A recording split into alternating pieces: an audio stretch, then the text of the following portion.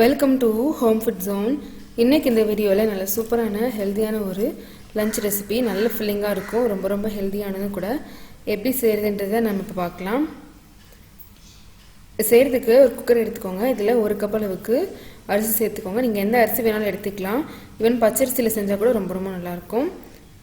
இது கூட 1/4 கப் அளவுக்கு பச்சை பயிறு இந்த மாதிரி ரெண்டாக உடைச்சதை எடுத்துக்கோங்க. 1/4 கப் அளவுக்கு பாசி பருப்பு எடுத்துக்கோங்க. 1/4 கப் அளவுக்கு மைசூர் பருப்பு எடுத்துக்கோங்க. 1/4 கப் அளவுக்கு வறுக்காத வேர்க்கடலை எடுத்துக்கோங்க. இது எல்லாத்தையுமே தேவையான அளவு தண்ணி ஊற்றி நல்லா 2-3 தடவை சுத்தமாக கழுவிட்டு எடுத்துகிட்டு வந்துடுங்க. இப்போ இந்த பருப்பு அந்த அரிசி எல்லாத்தையுமே நம்ம ஒரு 1/2 மணி நேரம் ஊற வச்சு எடுக்கணும். நல்லா சுத்தமாக கழுவிட்டு அரிசி வேகிற அளவுக்கு தண்ணி, நான் 4 கப் அளவு தண்ணி சேர்த்துருக்கிறேன். தண்ணி சேர்த்து ஒரு 1/2 மணி நேரம் ஊற வச்சுருங்க. 1/2 மணி நேரம் நல்லா ஊறினதுக்கப்புறமா இதில் ஒரு 2 உருளைக்கிழங்கு, மீடியம் சைஸ் உருளைக்கிழங்கு, 2 மீடியம் சைஸ் கேரட் இந்த மாதிரி கொஞ்சம் பெருசு பெருசாக கட் பண்ணிக்கோங்க. 1/2 கப் அளவுக்கு பச்சை பட்டாணி, தேவையான அளவு உப்பு, 1/4 டீஸ்பூன் மஞ்சள் தூள் சேர்த்துக்கோங்க. இது எல்லாத்தையுமே சேர்த்து நல்லா ஒரு தடவை கலந்து விட்டுக்கோங்க. இப்போ குக்கரை மூடி வச்சு 3-4 விசில் விட்டு எடுத்துகிட்டு வந்துடுங்க. ப்ரெஷரெலாம் நல்லா ரிலீஸ் ஆனதுக்கப்புறமா நம்ம பார்க்கலாம். இப்போ இது செய்கிறதுக்காக ஒரு மசாலா செய்கிறதுக்கு ஒரு உரலில் 1 இன்ச் அளவுக்கு இஞ்சியும் 4 பல் பூண்டு சேர்த்துக்கோங்க. நான் பெருசாக இருந்தாலும் 4 பல் எடுத்துருக்கிறேன். சின்னதாக இருந்தால் கொஞ்சம் எக்ஸ்ட்ராவே எடுத்துக்கலாம். இது நல்லா இந்த மாதிரி 1-2 இடித்து எடுத்துக்கோங்க. பேஸ்ட்டாக ஆக்கிடக்கூடாது. இந்த மாதிரி இடிச்சிட்டு 1 டீஸ்பூன் அளவு மல்லிப்பொடி, 1 டீஸ்பூன் மிளகாய்த்தூள், 1/2 டீஸ்பூன் சாம்பார் பொடி சேர்த்துக்கோங்க. 1/4 டீஸ்பூன் கரம் மசாலா சேர்த்துட்டு இது எல்லாத்தையுமே சேர்த்து நல்லா இந்த மாதிரி இடித்து எடுத்துக்கோங்க. இப்போ நமக்கு தேவையான மசாலா ரெடி. இந்த மசாலாவை தனியாக எடுத்து வேறு ஒரு பவுலில் மாற்றி எடுத்து வச்சுக்கோங்க. இப்போ செய்கிறதுக்காக ஒரு பேன் சூடு பண்ணிக்கோங்க. அந்த பேனில் 2-3 டீஸ்பூன் வரைக்கும் நல்லெண்ணெய் விட்டுக்கோங்க. எண்ணெய் நல்லா சூடானதும் 1/2 டீஸ்பூன் கடுகும் 1 டீஸ்பூன் சீரகமும் சேர்த்துக்கோங்க. சீரகம் நல்லா பொரிஞ்சு வரட்டும். 1/4 டீஸ்பூன் மிளகு, ஒரு கைப்பிடி அளவு கருவேப்பிலை சேர்த்துக்கோங்க. 2 மீடியம் சைஸ் வெங்காயம் இந்த மாதிரி கொஞ்சம் பெருசு பெருசாக கட் பண்ணி எடுத்துக்கோங்க.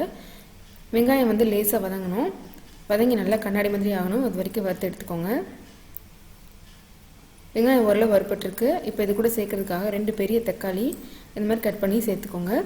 1/4 டீஸ்பூன் அளவு உப்பு சேர்த்துக்கோங்க. சேர்த்துட்டு ஒரு நிமிஷம் நல்லா தக்காளி சூடாகிற வரைக்கும் லேசாக கலந்து விட்டுக்கோங்க. இப்போ இது கூட சேர்க்கறதுக்காக ஒரு பச்சை மிளகாய் கூடவே நம்ம இடித்து எடுத்து வச்சுக்கிற மசாலாவும் சேர்த்துட்டு நல்லா கலந்து விட்டுக்கோங்க. சிம்மில் வச்சுட்டு நல்லா கைவிடாமல் கலந்துக்கோங்க. ஒரு 2 நிமிஷம் நல்லா வறுத்து எடுத்துக்கோங்க. மசாலா இந்த வெங்காயம் தக்காளியோட எல்லா பக்கமும் போய் படுற மாதிரி நல்லா கலந்து விட்டுருங்க. இப்போ இதை மூடி வச்சு 3-4 நிமிஷம் அப்படியே விட்டுருங்க. தக்காளி நல்லா வெந்து வரும். இப்போ பார்த்தீங்கன்னா தெரியும் தக்காளி நல்லா வெந்திருக்கு. நல்லா இதை ஒரு தடவை கலந்துக்கோங்க. சாதத்தில் ஏற்கனவே நமக்கு தேவையான அளவு உப்பு சேர்த்துருக்கோம். உப்பு தேவைப்படுதுன்னா இந்த மசாலாவில் நீங்கள் சேர்த்துக்கலாம். இப்போ நமக்கு தேவையான மசாலா ரெடி. இப்போ பார்த்தீங்கன்னா சாதமும் ஒரு சைடு நல்லா வெந்து வந்திருக்கு. நல்லா கரண்டி வச்சு சாதத்தை நல்லா மசிச்சு விட்டு மிக்ஸ் பண்ணிக்கோங்க.